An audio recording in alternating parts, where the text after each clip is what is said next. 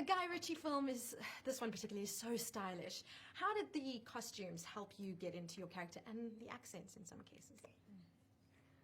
Oh, enormously. I mean, you know, with any character that you play, the costume really informs, you know, so much of, you know, how you play the role. So, yeah, for me, I mean, her costume, I loved everything she wears. I mean, it was just like, I couldn't even pick out a favourite. Yeah, and the accent, you know, as soon as I kind of turned on that accent, I was sort of in the role. So, yeah. I got some great suits. And I stole quite a few of them. Did you? You did? Closets.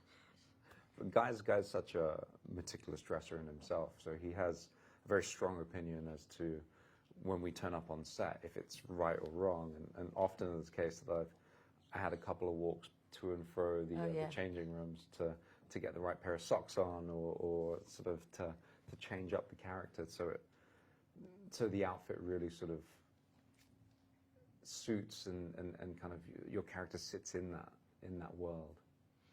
And your characters are also all very against type, so to speak, especially you, Henry and Michelle. I mean, what was your in into understanding them? I feel like I really got her quite quickly. You know, on first reading, I thought, yeah, I think I know how to do this. You know, this is for me, a role that's a little closer to my own background. You know, she's an East Londoner, or very much from where I'm from, and but I love that guys' characters are just they're very clear. You know, they're very confident, and that really comes out off the page actually when you first read it. So it's I don't know, I didn't find any difficulty kind of trying to find her, which you can sometimes do. You know, in some jobs you're spending a lot of time kind of figuring out who they are. But for this, it was pretty straightforward.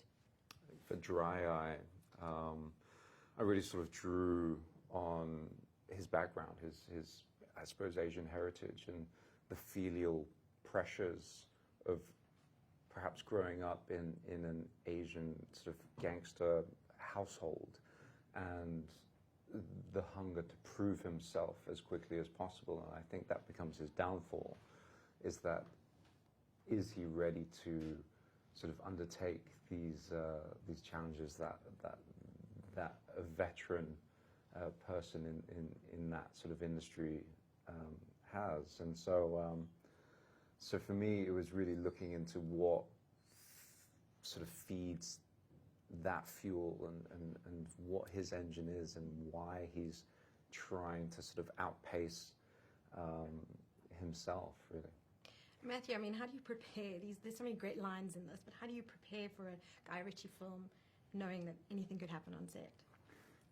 Well, I didn't know that until we got there. I had a hunch after the first time Guy and I talked after the first script that he was not like going to be a prescriptionist about the words that were on the page. And then it's about, I learned very quickly, okay, do not get locked in to any certain dialogue. Know what it's about, know what you want, and then be able to riff and rhyme. And it's lyrics. He's listening, Guy's listening for a certain meter of the music of the speech. Now, mind you, I'm the lone American in the story, but there's a meter to the speech and a meter to the words, and there's not a lot of mincing of words. It's not big on a lot of adjectives and adverbs. Wants to get to the point very quickly. And for my man Mickey, a man who the consequences are very clear, and they're death or not. So it's very clear, the rules. So I just got very comfortable in that place. It was not a man with a lot of, Mickey's not a man with a lot of, wouldn't talk like I'm talking right now, wouldn't stutter, wouldn't have put pauses. And there's no wasted movement or wasted words with Mickey. And then it's just about dancing, meaning not literally dancing, but the agility to have Guy come up with an idea here in the middle of this take, listening to it and going, that's a great idea, and doing it without preparation.